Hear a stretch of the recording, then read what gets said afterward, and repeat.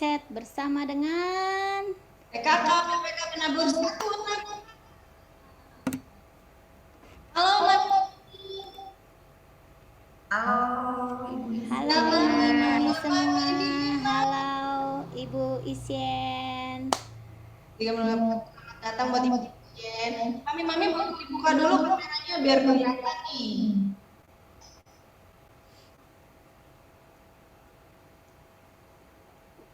Oke. Nah, Miss, kita mau mulai acara di bulan keluarga kita ya, Miss Rini ya. Siap Miss. Dengan tema kita mau pasangan romantis keluarga harmoni.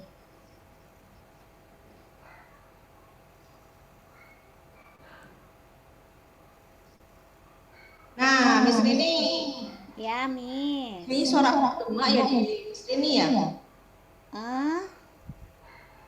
Agak ini sih. Iya, rada putus-putus. Ya. Nah, Miss Rini aku tanya gimana sih Miss Rini sama suaminya Miss Rini romantis? Karena aku dia kedenger nggak? Kalau sebelum sekolah atau sudah. Oke, Papi, kita akan mulai acara kita ya. Ini udah ada mami nih. Oke, good job, mami. Miss Rini, sesuai pertanyaan saya tadi di Miss Rini. Miss Rini, gimana romantis nggak sama suami? Romantis dong.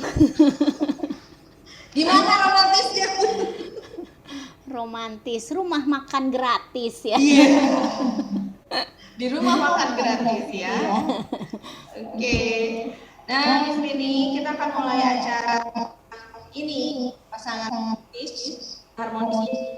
Semoga mami juga di rumahnya juga ya acara romantis gitu ya. Kita akan mulai.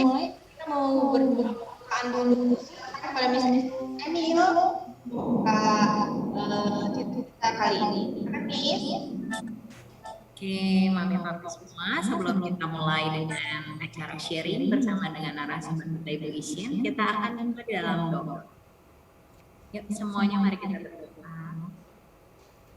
Tuhan Yesus, terima kasih untuk berkat Tuhan yang melimpah setiap hari untuk kami Tuhan. Terima kasih banyak, dan terutama Tuhan di jam sekarang ini kami akan mendengarkan sedikit sharing dari Ibu Isyen.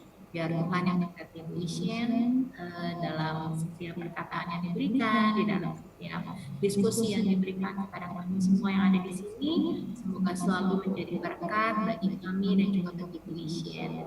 Tuhan juga berilah kepada kami sekarang selalu dengan kebahagiaan dan juga berkat Tuhan untuk bisa sharing bersama Tuhan, untuk menambah ilmu pengetahuan kami, untuk keluarga kami masing-masing, hingga ke depannya semua bisa berjalan di dalam keluarga dengan lebih baik lagi.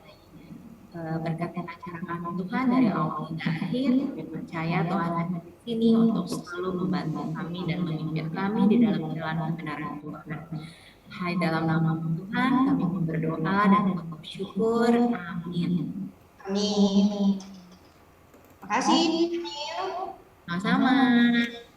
Sekarang kita akan mulai ke acara berikutnya. Sebelumnya kita mau pemanasan ya Miss Rini ya. Siap. Kita mau menyanyi satu buah lagu hari ini rasa bahagia.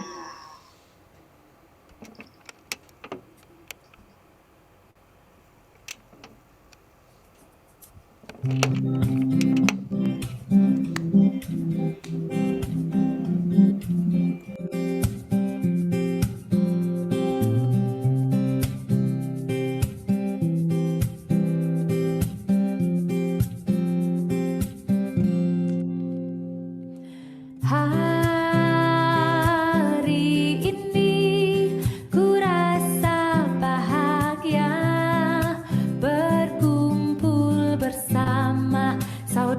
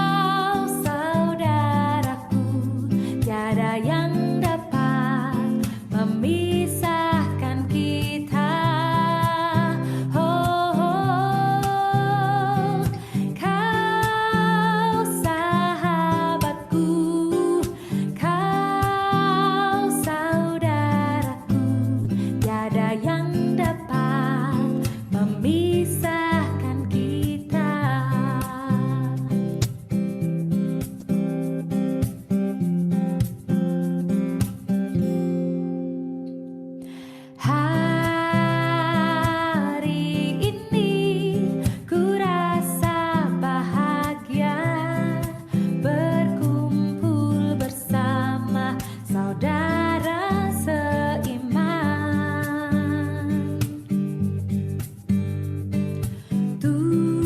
Tuhan Yesus telah satukan kita tanpa memandang di antara kita.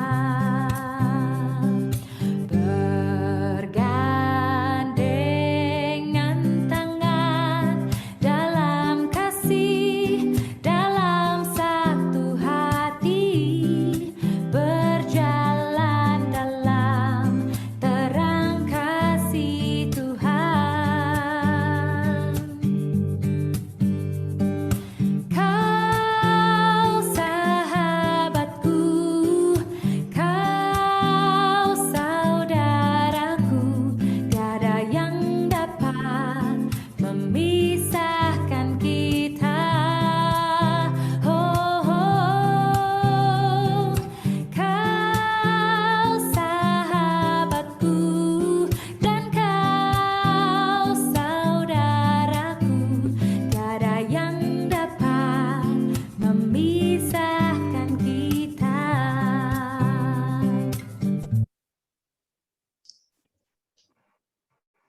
Oke, Miss Rini. Kita sudah Oh iya. kita sudah bernyanyi ya Miss Rin. Nah, sebelum kita ke intuition, kita mau ada game sedikit Miss Rini. Games apa nih, Miss? Nih, seperti ini. Seberapa kenalkah aku dengan pasanganku, Miss Rini? Sip. Nah, cara mainnya oleh Kahoot. Kahoot Ya, ya. kahoot.it. Sekarang kita main pakai Kahoot. Jadi An- Mami buka di Google ya, Miss ya. Ini ya. Oke. Ya, Miss juga boleh ikutan. Ya, Miss Semuanya juga boleh boleh ikutan. Mari kita Ayo, buka dibuka. Kahoot bersama-sama. Mami terus nanti dimasukin ke nomor PIN-nya. Oke. Join www.kahoot.it. Yo, saya dulu. Kita mau ada game kecil-kecilan, boleh. Siapa yang ikutan nih? Lihat dulu. Mami boleh ya pakai HP. Kahoot.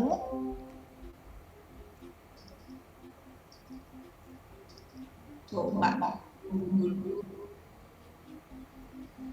Siapakah yang sudah masuk dulu?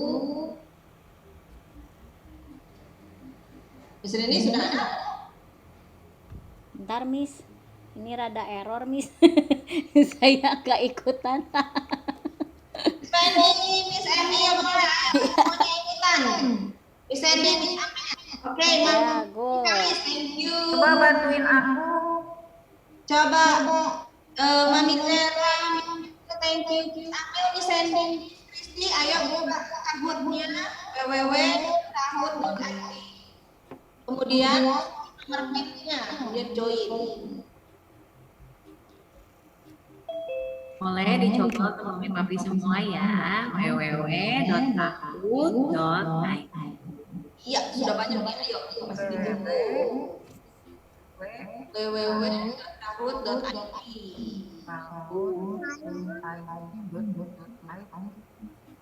Kok nggak bisa sih? PIN-nya 72168 gitu.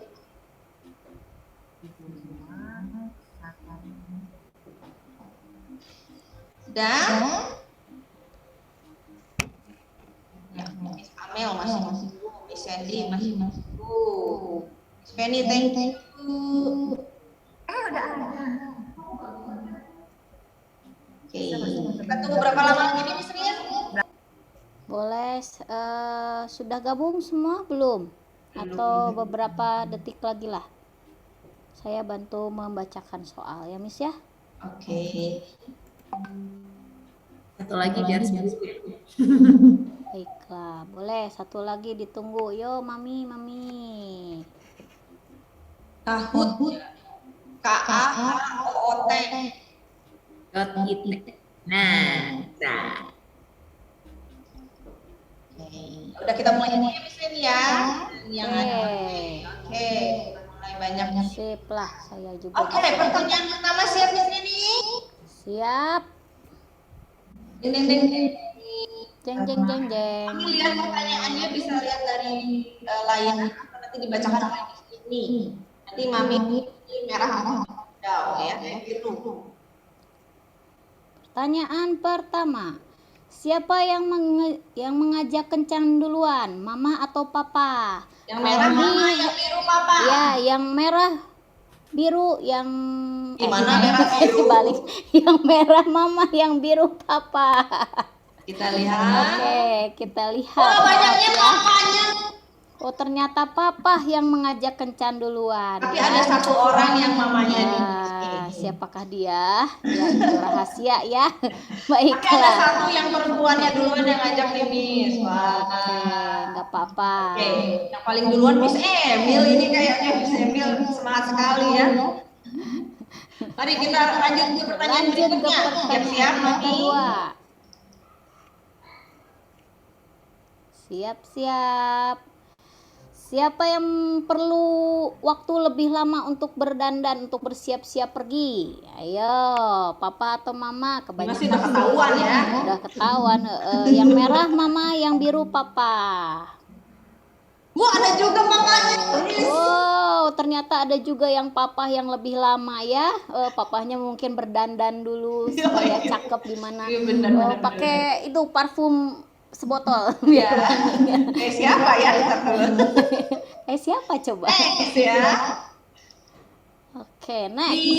Di Mami Tia. Wow. Wow, Oke, nyusul Mami Tia. mantap. Silahkan. Oke, Berikutnya. Pertanyaan ketiga.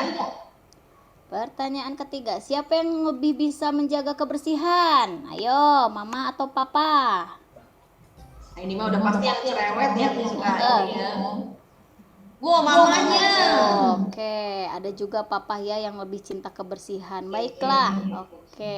Siapakah yang paling Siap. duluan? Oh, masih Mami Mami Tia. Tia, wih, Mami Tia luar biasa, cepat sekali. Oke, berikutnya. Siapa yang suka pilih-pilih makanan? Mama atau papa nih? Siapa?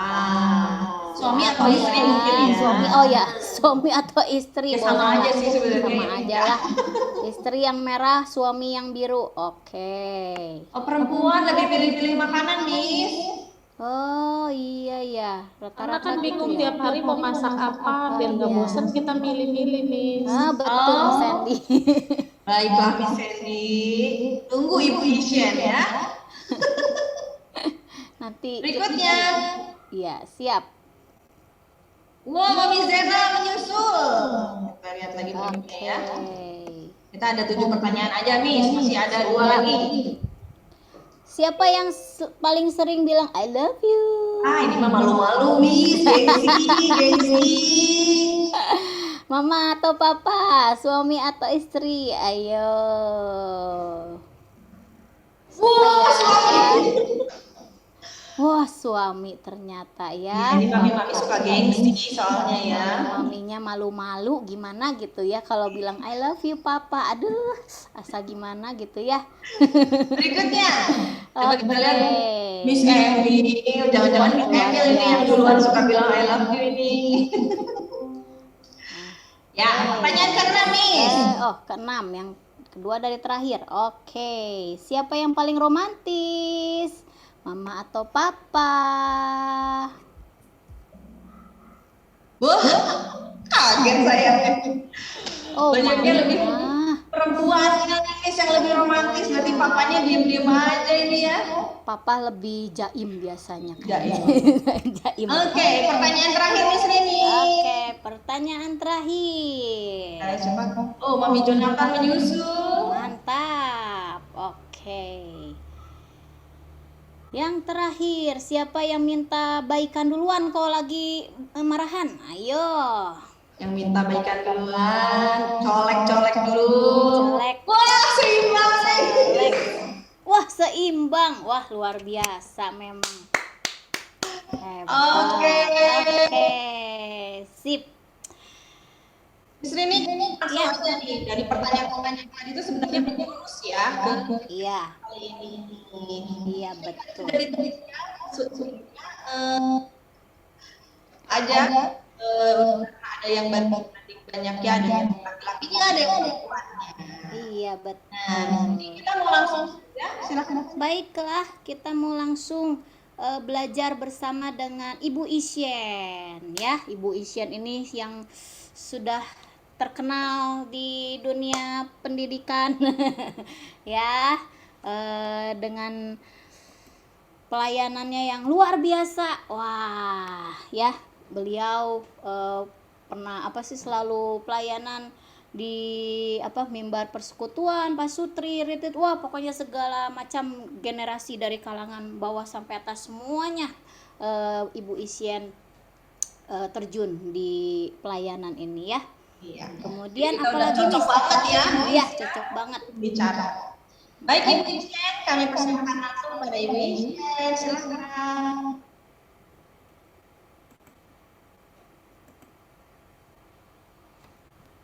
Maaf, Bu Isyen masih di mute ya. Ya, selamat siang semuanya. Selamat siang. Selamat siang, Bu. Saya diundang untuk berbagi pengalaman hidup gitu ya. Ketika saya diundang untuk mengisi acara ini di PKK 164, sesuatu yang menarik dengan judulnya. Karena judulnya berkata seperti ini, pasangan romantis, keluarga harmonis, katanya begitu. Cuma pertanyaan saya, berapa banyak sih di antara kita yang menyadari bahwa aku itu masih romantis gitu loh sama pasangan kita. Diklik nih, tolong bantu. Ini saya lagi coba join dengan account yang lain supaya kontrol di saya punya account. Karena yang di sini kesulitan. Saya coba ya. Coba saya share screen, boleh nih sebelum mulai? Saya coba sekali lagi ya, share screen. Ibu. Boleh, Bu. Mami Papi boleh ikut berpartisipasi, nanti boleh dengan... Udah ada belum gambarnya? Kenapa, Mam? Kenapa, Ibu? Udah ada belum? Gambarnya udah keluar belum? Sudah, Bu. Everything on your screen, including notification, will be recorded. Itu, Bu. Jadi gambarnya sekarang ada ya? Belum ada Gambar Bu, BBM gambarnya. Oh, screen dari saya belum ada? Belum. Oh, bentar ya. Kalau tadi ambil lagi amat. Ya udah amat. Ada ya? Oke. Sekolah. Silakan. Gimana, Bu? Saya share. Udah keluar? Share screen-nya? Belum keluar, Bu? Enggak, dari sekolah aja. Dari sekolah aja, oke. Oh, sekolah aja. Ya, Baik. sorry. Ya, pertanyaannya berapa banyak sih di antara kita yang masih ngaku pasangan kita dengan pasangan kita itu masih romantis gitu ya. Kenapa? Karena ternyata di dalam dunia pernikahan itu ada 3 unsur. Silakan diklik nih. Unsur yang pertama itu disebutnya komitmen, yaitu perjanjian kita dengan pasangan kita di hadapan Tuhan di gereja kebanyakan ya, karena kebanyakan dari kita beragama Kristen.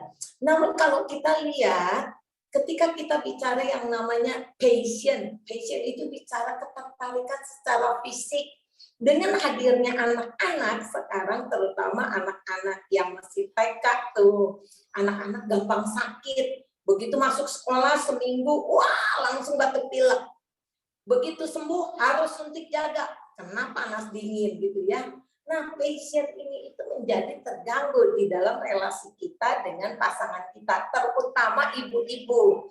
Saya percaya sekali yang namanya ibu-ibu ya, kalau yang namanya seks ya, diajakkan ML gitu ya, making love, diajakkan bersetubuh, anak lagi sakit, oh emosinya bisa dijidat, anak lagi sakit kok suami nggak ngertiin gitu ya, sehingga banyak mengalami sekali gangguan di dalam passion ini. Bagaimana dengan intimasi? Intimasi itu berbagi perasaan, berbagi kebersamaan, bisa cerita curcol gitu ya. Tapi ternyata setelah di dalam pernikahan kita melewati sebulan, 2 bulan, tahun, 2 tahun, faktor-faktor yang ada di dalam unsur pernikahan ini itu akhirnya yang tersisa itu katanya cuma tinggal komitmen. Ya udah gua komit, lu suami gua istri lu, udah that's it. Kalau bicara passion, istrinya dipanggil tengah malam lagi mau tidur, ya kita udah mau bobo, ada yang toel-toel di pinggir, kita ngedadak, ngapain pegang-pegang, udah tidur aja, jangan macem-macem, gitu ya. Nah, bagaimana dengan intimasi? Ketika kita bicara dengan pasangan kita, sekarang udah nggak bisa curcol, belum curcol, anak udah datang, mami, papi, kita belum ngomong sampai selesai, anak-anak udah menjadi bagian dari hidup kita. Sehingga ketika dikasih judul pasangan romantis, keluarga harmonis, buat saya secara pribadi, kayaknya kita udah ngimpi tetap mempertahankan romantisme. Itu hanya ada di film-film drakor, drama Korea. Laki-lakinya punya uang banyak, pekerjaan nggak susah, terus romantis ngasih bunga, wajahnya tampan, pakai jas, tapi itu hanya ada di film. Dan kita harus kembali kepada realita kehidupan kita. Ternyata tahapan pernikahan itu menjadi sesuatu yang penting dalam hidup kita. Kebanyakan dari kita mengalami yang namanya romantic love, yaitu masa romantis biasanya cuma 1-3 bulan. Ibu-ibu yang dikasih judul tadi pasangan romantis keluarga bahagia, umurnya cuma 1-3 bulan. Bayangin, seumur jagung. Wah, di masa-masa ini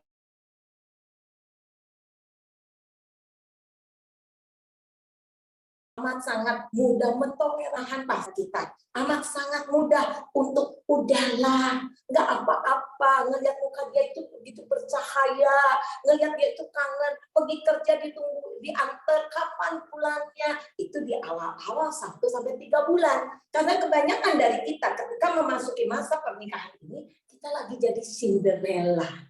Dari upik abu menjadi seorang Cinderella, waktu rumah sendiri punya kita loh. Dulu diatur orang tua, sekarang diatur sendiri. Bapak-bapak bahagia, dulu kalau makan disediain mamanya, suka nggak suka makan, sekarang disediain sama istri. Tapi maaf, umurnya cuma 1-3 bulan. Setelah itu kita memasuki satu area baru yang disebutnya disappointment atau distress. Slide-nya, Miss. Yaitu tahapan pernikahan di mana kita mulai menyadari pasangan kita tidak seideal yang kita inginkan. Tidak seideal yang kita bayangkan. Ternyata dia orangnya menyebalkan, susah. Tadinya begitu kita mengagumi dia, ternyata sekarang reject deh, gua baru tahu. Masa ini adalah masa saling menyalahkan. Saya pernah mengalami dulu suami saya, kalau Anda kenal yang namanya Pak Kurdi, aduh, kalem banget. Kalem banget. Di awal-awal ketika pacaran saya mengagumi dia. Ketika orang lain bereaksinya cepat, dia itu enggak. Mikirnya selalu amat sangat hati-hati. Lalu kami menikah. Lagi menikah di 1-3 bulan saya masih mengagumi dia. Kalem. Kalem banget. Kalau ngomong juga ya kalem gitu.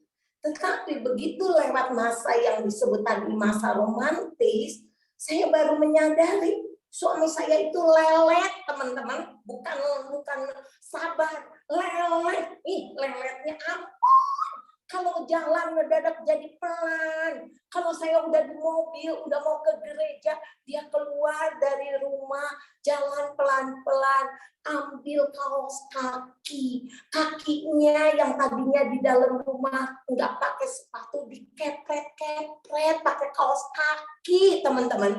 Lalu dia itu mengatur balancing dia untuk pakai kaos kaki dengan posisi berdiri. Astaga Tuhan, saya bilang di mobil, Gua pengen lakson, itu mobil cepet kali ini kan gereja udah mepet. Kenapa lu pakai sepatu aja segitu lama? Di masa itulah biasanya kita mulai saling menyalahkan. Kalau ke gereja telat, nggak punya tempat parkir, siapa yang salah?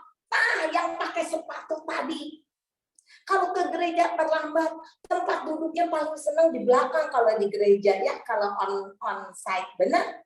Sekarang mesti jalan paling depan, mana kita perempuan pakai high heel bunyi TikTok, TikTok, TikTok. Semua ngeliat ke kita, kita pengen ngakar pasangan kita. Gara-gara lu sih tadi pakai sepatunya lama. Kebanyakan dari kita berada di posisi ini. Bahkan orang yang udah nikah sampai 50 tahun, pesta ramai-ramai, gede-gede. Tapi mereka lagi di mana? Sampai sekarang masa saling menyalahkan. Satu masa di mana mencari siapa yang salah, lu apa gua. Satu masa di mana kita selalu merasa diri kita benar dan dialah yang salah.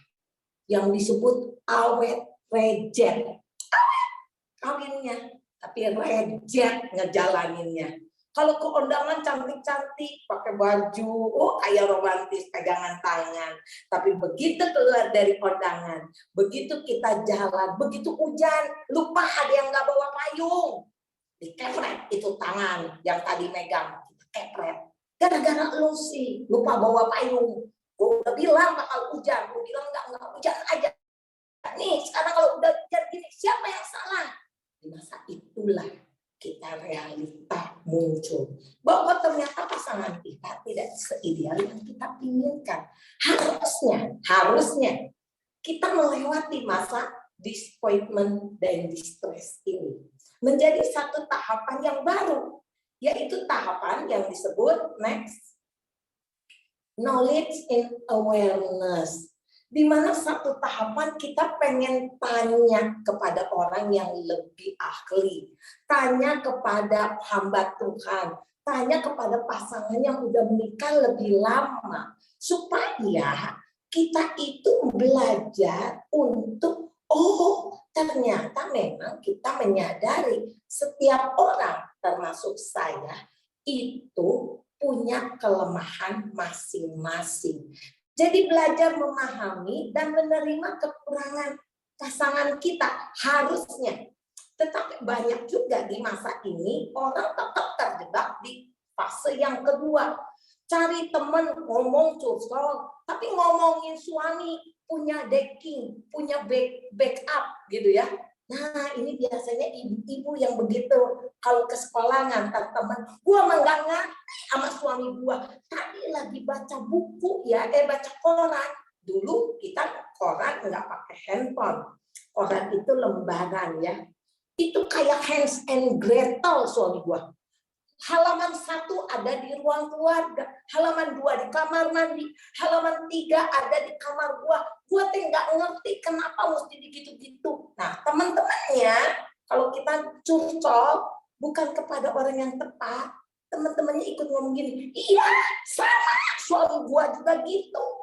Nah, sehingga ketika pulang kita itu ketika ketemu pasangan kita bilang ternyata ya kata teman gua juga laki-laki begitu, gitu ya. Sehingga kita harusnya fase yang kedua, tahapan kedua itu harusnya kita bisa move on. Tapi banyak yang terjebak. Mestinya kita belajar pengetahuan, ikut seminar, baca buku untuk membuat kita aware, membuat kita menjaga diri kita supaya pernikahan kita menjadi pernikahan yang lebih baik daripada fase yang kedua. Dan kalau orang berhasil di fase ketiga ini, mereka akan memasuki fase yang berikutnya, yaitu transformation. Di mana tahapan pernikahan ini berusaha untuk mentransformasi. Tadinya fokusnya di saya, sekarang saya fokusnya di kamu. Saya tahu makanan favorit kamu. Walaupun lu sukanya yang namanya terasi, gua bikinin Sesudah gue bikinin, gue mandi. Karena gue tahu kalau gue udah bikin terasi, rambut gue dari kepala sampai kaki semua bau terasi. Tapi ingin menyenangkan pasangan. Satu masa di mana kita belajar menghargai yang dia sukai, yang dia hobinya, yang dia minati. Harusnya. Tetapi kita kembali. Banyak orang terjebak. Pernikahan sudah puluhan tahun tetap di tahapannya hanya yang kedua. Sibuk nyari kesalahan pasangan kita. Dan ketika kita lihat harusnya setiap kita akhirnya mendapatkan sebuah tahapan yang disebut real love. Menemukan kasih tanpa syarat di dalam perbedaan yang ada. Lebih menghayati kasih itu bisa diberikan tanpa syarat seperti yang Tuhan ajarkan kepada kita di surat Korintus 13, 1 Korintus 13. Kasih itu murah hati, tidak cemburu, tidak mementingkan dirinya sendiri, rela berkorban, tidak menyimpan kesalahan. Mestinya kita di situ. Tetapi realita ternyata di dalam pernikahan yang kita miliki, kita lihat di keluarga lah. Slide berikutnya, Miss. Di keluarga lah. Orang yang paling kita kasihi adalah orang yang paling berpotensi kita lukai. Di keluarga lah orang yang kita bilang, aku cari uang untuk kalian. Tetapi keluarga lah yang paling pertama menerima luka karena perbuatan kita. Keluarga adalah satu tempat yang kita bilang, aku rela mati untuk anakku. Aku sayang ke anakku. Kalau dia sakit, aduh sebaiknya lebih baik mama dan papa yang sakit. Tetapi di keluarga lah anak dilukai. Di keluarga lah pasangan kita mengalami luka paling besar. Kenapa? Pertanyaannya kenapa? Ternyata di dalam kehidupan kita itu berkomunikasi setiap hari. Jenis komunikasi di dalam keluarga kita itu ada 4. Yang pertama itu basa-basi. Basa-basi kita paling pintar. Miss tadi ya ketika dengan anak-anak itu kita jenisnya basa-basi. Halo, bagaimana? Bajunya bagus. Pakai bunga. Aduh, bajunya warna biru cantik banget. Itu basa-basi. Kebanyakan dari kita, orang timur khususnya, kita hanya bisa basa-basi. Komunikasi yang kedua, jenisnya itu informasi. Biasanya jenis basa-basi dan informasi itu nggak suka ribut. Kalau informasi itu biasanya urusan informasi yang kita dengar. Tahu nggak sekarang Indonesia rencana loh kalau masuk Indonesia karantina bukan cuma 7 hari, udah lewat 5 hari. Gosipnya katanya 3 hari. Nah, biasanya respon orang lain atau ngomong gini, masa nggak ribut biasanya. Tetapi begitu jenis komunikasinya opini, pikiranmu dengan pikiranku itu nggak nyambung, nggak sama. Disitulah kita mulai ribut. Disitulah kita baru ngomong gini, aneh orang teh mikirnya gitu. Gue belum selesai ngomong kok lu udah gitu. Dengar dulu kalau orang ngomong teh. Nah gitu ya. Belum selesai ngomong yang sana udah ngomong. Begitu yang sana ngomong kita pengen ikut ngomong. Dan ketika opini ini di keluarga tidak dibereskan, jenis komunikasi yang tadinya mestinya nggak ribut, yang namanya basa-basi dengan informasi yang mestinya tidak ribut, itu jadi potensi ribut. Kenapa? Karena ternyata setiap orang setelah mengalami luka, dia itu punya semangat, di dalam pikirannya itu dia punya opini, punya persepsi. Kalau lu ngomongnya gini, pasti nanti ujungnya gini. Itu dia belajar dari pengalaman. Sehingga kalau orang di tahapan komunikasi yang jenis ketiga, opini mengalami banyak luka, jenis komunikasi yang basa-basi pun bisa ribut. Saya kasih satu contoh. Pi, nanti teh mau hujan, bawa payung atuh. Itu kan basa-basi. Ya, cuma ngomong. Tetapi karena kita mengalami luka, respon dari pasangan kita bisa gini. Bawa payung, kayak cewek aja. Bencong emangnya gua, kenapa mesti bawa payung? Oh, kita ikut emosi. Orang sudah baik. Belum gak mau bawa, ya malah bawa-bawa bencong gitu. Mikir pakai otak. Dar ribut. Kita mikir, pertamanya ribut apa sih? Lagi di masa romantis. Pi, mau hujan. Bawa payung. Oh iya, makasih sayang. Nadanya kok beda? Yang satu di masa romantis, Pi mau hujan. Barusan, Pi udah mau hujan, bawa payung atuh. Jenis masalahnya sama. Tapi respon kitanya beda. Kenapa? Karena sekarang kita punya persepsi yang dibentuk ketika hati kita terluka. Itu yang bahaya. Dan jenis komunikasi yang terakhir, tadi slide yang terakhir, itu jenis kita berbagi emosi, berbagi intimasi, bisa cerita. Ketika suami kita melakukan sesuatu yang menyakitkan, kita bisa bilang, aku itu nggak merasa dikasihi oleh kamu. Kamu itu kayak nggak sayang sama aku. Dan ini perlu latihan ibu-ibu. Saya dengan suami saya itu nanti kita akan bicara juga ya perbedaan yang kami miliki. Kan suami saya kalem, saya itu omongnya cepat, segala gerak cepat. Satu kali saya kuliah, ketika saya kuliah, suami saya lihat yang namanya buku berantakan. Kenapa berantakan? Karena namanya orang kuliah lah, perlu buku ini, perlu buku itu. Satu kali suami saya bilang, nih, itu buku teh berantakan, gua mau perlu buku susah. Itu informasi, betul?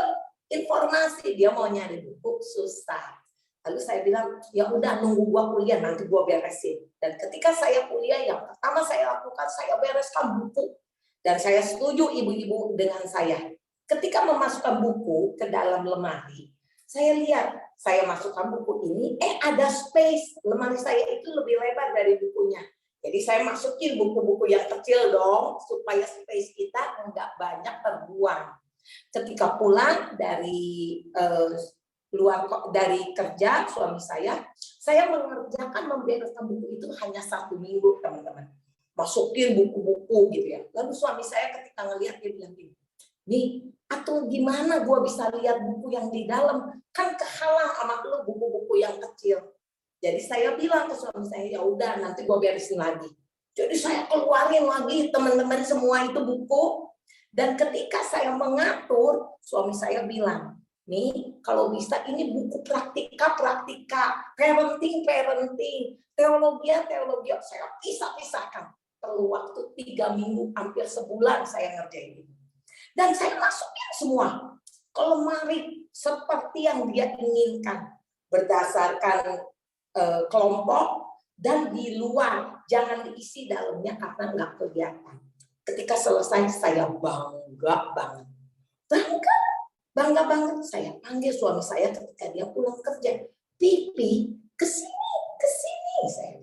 Suami saya dibawa, dia naik ke atas, saya bilang tutup dong matanya. Dia tutup mata, dia pejamkan. Saya pegang tangannya, dibawa ke tempat kerja kami. Ketika buka, ketika sampai saya nyalain lampu, lalu saya lihat, suruh dia buka mata. Sekarang boleh buka mata. Ketika dia buka mata, dia lihat, lalu dia bilang gini, nih, kayaknya yang lemari itu, bukunya semua numpuk di situ. Turun 2 mili. Suami saya itu dulunya insinyur. Astaga Tuhan, 2 mili diributin. Ketika dia ngelakuin itu, teman-teman benar saya gitu ya, yang namanya exciting, hilang entah kemana. Lalu saya bilang, Pi, enggak lulus ujian, reaksinya enggak boleh gitu, salah. Suami saya bilang, jadi gimana? Turun lagi, pulang. Jadi dia turun lagi ke bawah, rumah kami 2 lantai. Lalu saya bilang, Pi, naik ke atas. Dia naik lagi ke atas, kami diulang lagi. Rem matanya. Masuk ke ruang kerja kami, Dia tutup matanya, lalu saya bilang, sekarang buka matanya. Ketika buka, dia bilang, hebat banget istri gua. Saya bilang, itu yang gua butuhin. Sini, peluk. Jadi kayak dipeluk. Dan setelah itu, saya bereskan kok teman-teman yang 2 mili supaya nggak roboh. Tapi reaksinya salah di awal. Saya ingin dihargai. Banyak di antara kita ketika ngalamin gitu, kita nggak mampu mengungkapkan bahwa kita pengen dihargai. Kebanyakan dari kita akan marah seperti, kata gua juga. Mama, lain kali beresin lemarinya sendiri. Udah nggak ada sih, enggak. Kata gua, Maya. Nah, begitu kita bereaksi seperti itu, kita mengalami luka. Kita mengalami luka, jangan salah. Pasangan kita pun mengalami luka.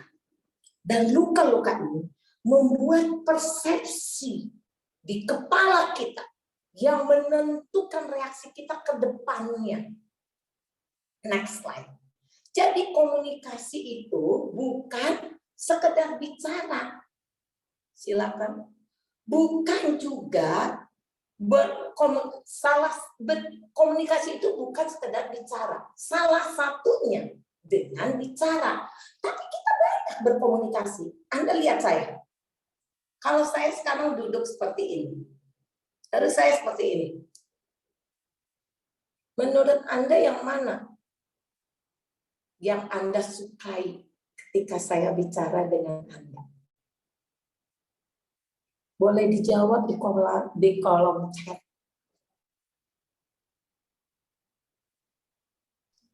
Yang nggak topang dagu, Bu. Iya, itu saya nggak ngomong apa-apa loh ya. Enggak kan? Tapi Anda langsung tahu bahwa ketika saya gini, Anda nggak ngerasa dihargai. Komunikasi itu bukan hanya bicara, salah satunya bicara. Yang lain itu bisa menjadi sarana komunikasi. Ketika suami kita, pasangan kita berkata apa, lalu kita gini.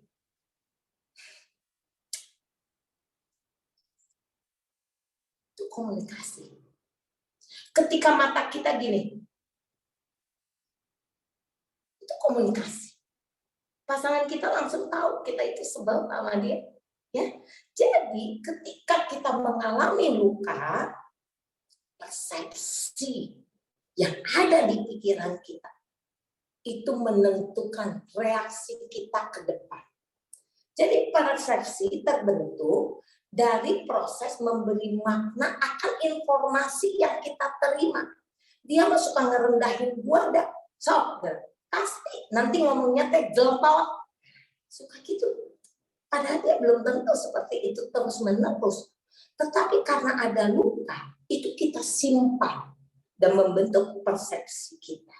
Persepsi kita ditentukan oleh pengalaman masa lalu tentang peristiwa atau hubungan dengan menyimpulkan informasi dan menafsirkan pesan. Jadi kalau saya dengan anak saya ya, anak saya waktu kecil itu kalau pulang sekolah kan mesti mandi, mesti ganti baju. Udah ganti baju mesti makan. Udah makan mesti bikin PR. Itu tiap hari saya ngomong ke anak saya. Dek, nanti pulang sekolah ganti baju. Jangan lupa kalau udah ganti baju cepet makan. Kalau udah makan cepet bikin PR.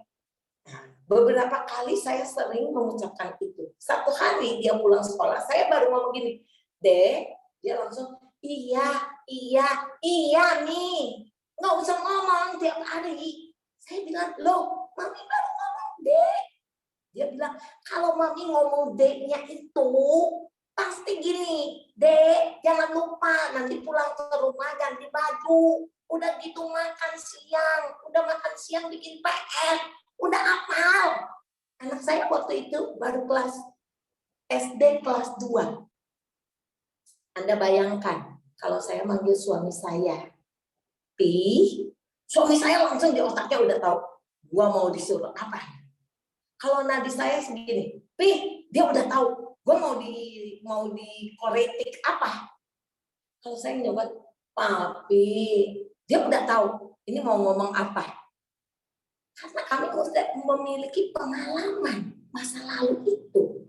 Nah, kalau nggak diberesin, luka yang ada di kita itu jadi problem. Nah, masalahnya setiap kita merasa kita yang jadi korban. Selalu ngerasa terjebak di fase pernikahan yang kedua. Lu selalu nyalahin gua dah. Padahal lu yang salah. Padahal setiap kita mesti menyadari bahwa kenapa hal itu terjadi. Next. Jadi kita mesti lihat, lalu gimana Bu Isyen? Nih keluarga saya mau udah pusing-pusing deh. Kalau ngomong gak ada yang nyambung. Sejauh timur dari barat bukan kasih Tuhan kepadaku. Sejauh timur dari barat gua dengan suamiku, gua dengan istriku. Paling bagus kalau istri di dapur, suami di kamar mandi. Kalau suami ada di depan TV, paling bagus.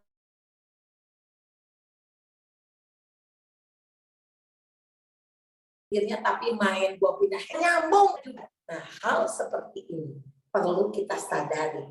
Kenapa hal ini terjadi? Kita lihat, ketika kita lihat firman Tuhan yang terdapat di dalam Kejadian 1, silakan.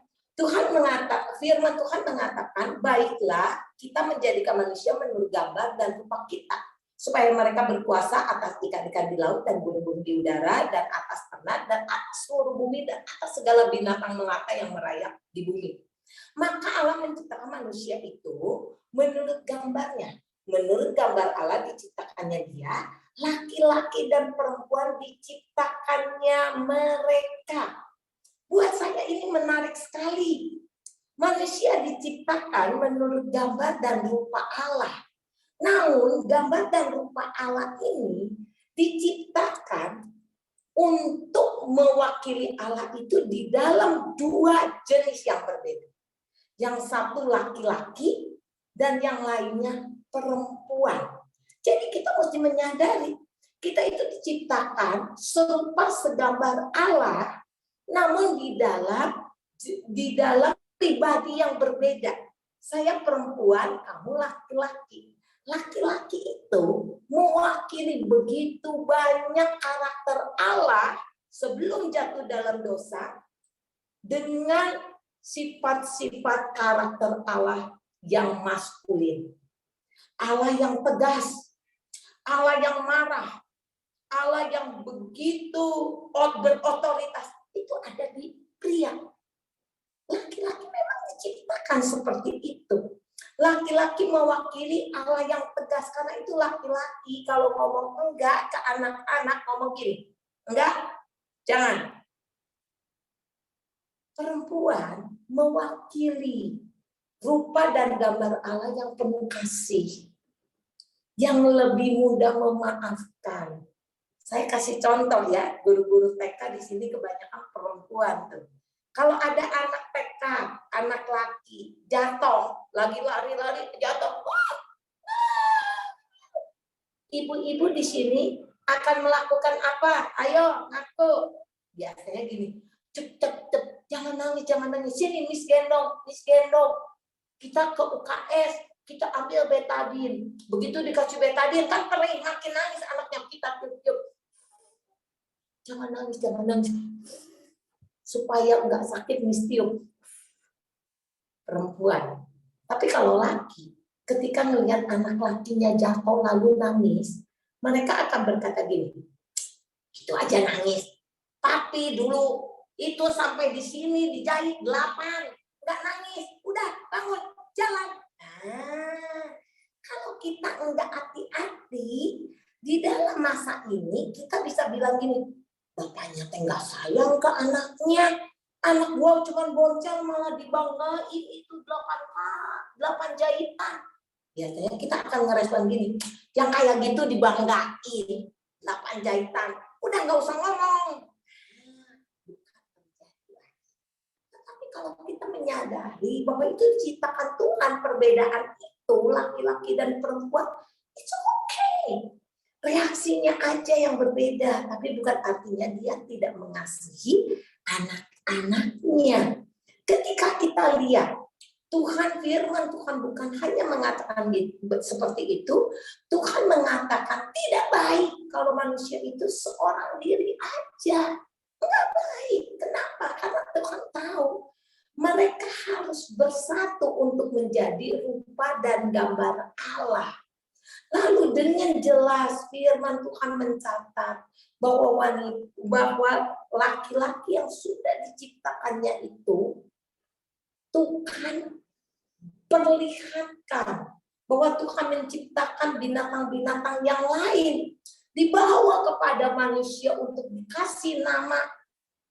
Lalu manusia itu menyadari bahwa manusia memberi nama kepada ternak, kepada burung di udara, dan kepada segala binatang hutan. Tetapi baginya sendiri ia menjumpai tidak ada penolong yang sepadan. Manusia yang harusnya sadar bahwa orang yang ditempatkan oleh Tuhan di sisi saya itu untuk menolong saya semakin serupa dan segambar Tuhan. Reaksinya beda, cara mikirnya beda, tapi Tuhan tempatkan supaya Dia membuat saya semakin serupa dengan Kristus. Di Perjanjian Lama dikatakan kita serupa segambar dengan Tuhan. Di Perjanjian Baru kita sudah mengenal Tuhan. Kita mengalami penebusan melalui Kristus. Kita dipanggil untuk semakin serupa dengan Kristus. Harusnya kita sadar bahwa perbedaan kita, reaksi kita, pribadi kita memang diciptakan Tuhan untuk saling melengkapi. Lalu kita lihat cara menciptakan laki-laki dengan perempuan juga sesuatu yang menarik. Di dalam Kejadian 2 ayat 21 sampai 24 dikatakan lalu Tuhan Allah membuat manusia itu tidur nyenyak. Ketika ia tidur, Tuhan mengambil salah satu tulang rusuk daripadanya, lalu menutup tempat itu dengan daging. Dan dari rusuk yang diambilnya Tuhan Allah dari manusia itu dibangunnya lah seorang perempuan. Lalu dibawanya kepada manusia itu. Saya pernah berpikir, kenapa Tuhan menciptakan perempuan bukan dengan cara yang sama dengan laki-laki? Tuhan menciptakan Adam, diambilnya debu, dibentuknya manusia itu, dihembuskannya nafas, lalu manusia itu hidup kok. Kenapa Tuhan tidak menciptakan perempuan dengan cara yang sama? Diambilnya debu tanah, ya, lalu dibentuknya, kita tahu perempuan rada di hal-hal tertentu kita lebih banyak lemaknya, kasih di pantatnya dikit lah, kasih tambahan di dada dikit, pinggang kecilin dikit. Kalau Tuhan hembuskan, juga hidup kok. Tapi firman Tuhan dengan jelas mencatat perempuan diciptakan tidak seperti ini. Dan kita mesti menyadari kenapa. Saya menyadari hal ini ketika saya membayangkan kalau ini laki-laki ya. Diambilnya rusuk dari manusia itu. Dibangunnya seorang perempuan. Apa yang ada di sini? Enggak ada di sini. Apa yang ada di sini semua tidak ada di sini. Tapi kalau disatukan jadi rupa dan gambar Allah. Memang manusia diciptakan amat sangat berbeda. Tuhan menyukai perbedaan. Tuhan ciptakan siang malam, Tuhan ciptakan bulan matahari, Tuhan ciptakan daratan lautan, Tuhan ciptakan laki-laki dan perempuan untuk menjadi rupa dan gambar Dia. Dipisah, diambil dari bagian laki-laki. Jadi tidak akan pernah kita bilang gini, gua mah nggak ngerti lo. Ya memang nggak akan pernah ngerti sampai kapanpun. Gua mah nggak ngerti, lo teh kalau marah kenapa bentuknya gitu. Memang tidak akan mengerti. Kenapa? Karena kita diciptakan berbeda. Tetapi ketika kita tidak bisa mengerti, belajarlah untuk mengampuni. Saya bilang ke orang-orang, ketika kita tidak mampu untuk mengerti, belajarlah untuk mengampuni. Mengampuni itu bisa di hati kita walaupun kita nggak ngerti dia. Saya dengan suami saya, kami itu amat sangat berbeda ya.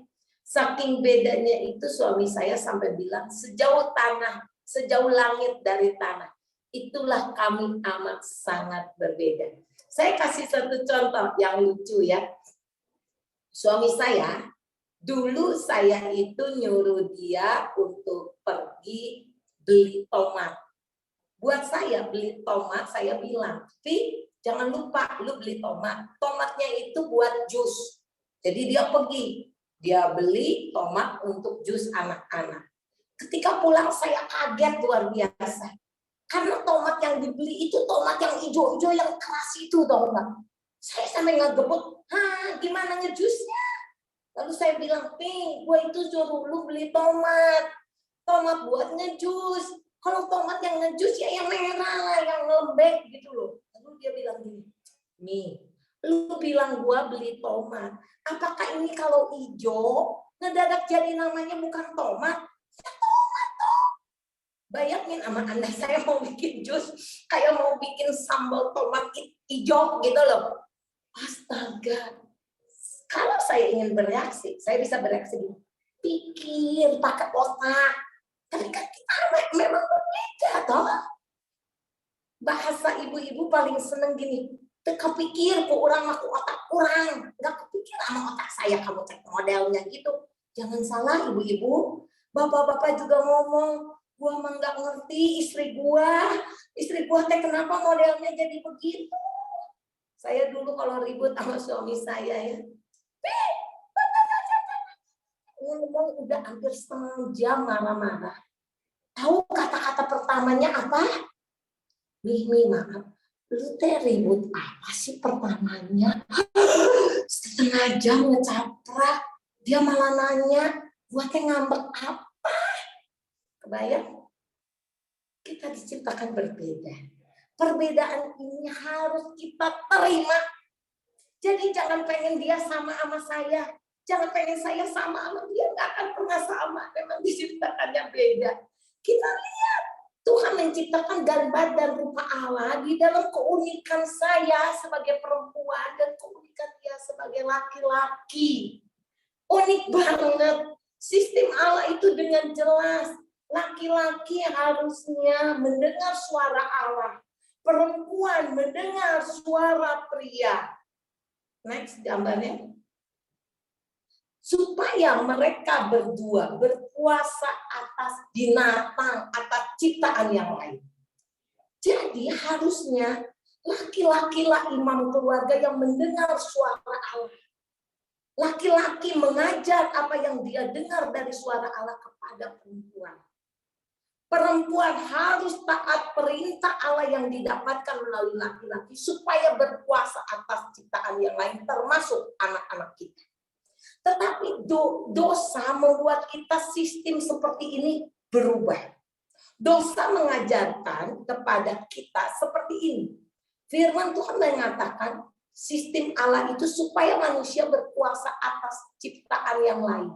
Binatang-binatang. Bahkan ada dengan jelas ayat mengatakan supaya mereka berkuasa atas binatang melata.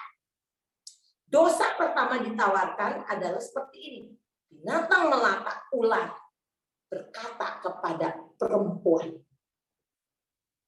Perempuan yang ngomong ke laki-laki supaya makan buah yang Tuhan larang. Laki-laki melanggar perintah Tuhan. Pernah nggak kita pikirkan kenapa ular menggoda perempuan? Padahal firman Tuhan dengan jelas mencatat di dalam Kejadian 3, setelah perempuan itu makan buah, diberikannya kepada suaminya yang bersama-sama dengan dia. Si Adam ada di situ. Kok ular nggak menggoda Adam? Kenapa ular menggodanya Hawa? Mereka nggak kepikir. Karena ular tahu perbedaan yang kita miliki. Hanya perempuanlah yang memiliki keahlian untuk melihat. Lalu dilihatnya buah itu menarik hatinya. Hanya perempuan, mayoritas perempuan. Kalau beli tomat, tomatnya dipegang, diputar, dilihat ada cacat atau enggak, mesti ada pangkalnya atau enggak. Hanya perempuannya kalau perlu tomatnya 2, beli 10 mikir. Hari ini 2, besok 2 artinya belinya jangan yang merah, yang oranye. Lusa 2 artinya yang agak kuning. Hari ketiga perlu lagi yang warnanya agak hijau. Dan yang terakhir harus keras. Hanya perempuan yang bisa gitu. Hanya perempuan ketika kita mesti nonton ke bioskop sambil lari-lari karena udah mepet waktunya. Lalu ketika duduk di bioskop bisa ngomong gini ke suami, nanti pulang mesti ke Carrefour soalnya di sana buy 2 get 3. Hanya perempuan yang bisa gitu. Laki-laki sampai nanya gini, kapan lu lihatnya? Laki-laki ketika lari ke bioskop hanya satu. Mesti nyampe bioskop. Perempuan ketika lari ke sana matanya masih bisa melirik yang lain. Anak saya selalu bilang, Mami itu sebetulnya matanya punya berapa? Kenapa lagi masak bisa tahu, bisa ngomong gini, jangan main HP aja. Kenapa Mami lagi ngeliat kuali? Kenapa bisa punya mata di belakang tahu saya lagi megang handphone? Hanya perempuan. Ketika dia masak masih bisa, ya Mah, nanti kita ke sana ya. Oke. Kalau mayoritas laki-laki, begitu suami saya pegang setir di mobil, saya ajak ngomong, Pi, besok teh kita ada undangan. Oh iya, undangan di mana? Ya kita teh mesti pergi, itu teh jemaat kita. Lalu suami saya dalam 5 menit ngomong gini, ya kelewat, tadi gua mestinya belok kiri, jadi bablas. Itu laki. Iblis tahu perbedaan ini. Perbedaan perempuan dan laki-laki. Karena itu dia menggoda perempuan. Dia tahu perempuan ketika melihat, dia akan ngomong gini. Dilihatnya buah itu menarik hatinya. Kalau si Adam mungkin lagi ditanyain, tentu Allah berkata, bukan? Pohon di taman ini tidak boleh kamu makan. Ada ngomong, enggak. Kata siapa? Sesungguhnya jika engkau makan buah itu, engkau enggak akan mati. Si Adam paling juga ngelihat buah pohon pengetahuan baik dan jahatnya gini.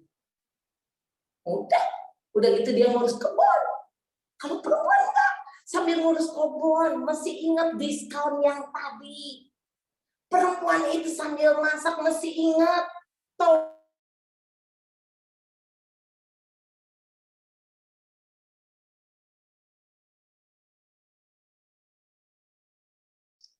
Bisa?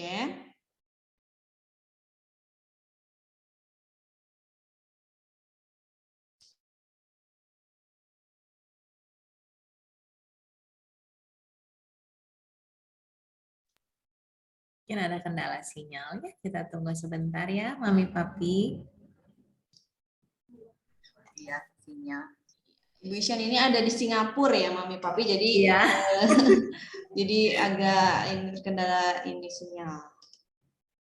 Sebentar. Di unmute dulu, Bu.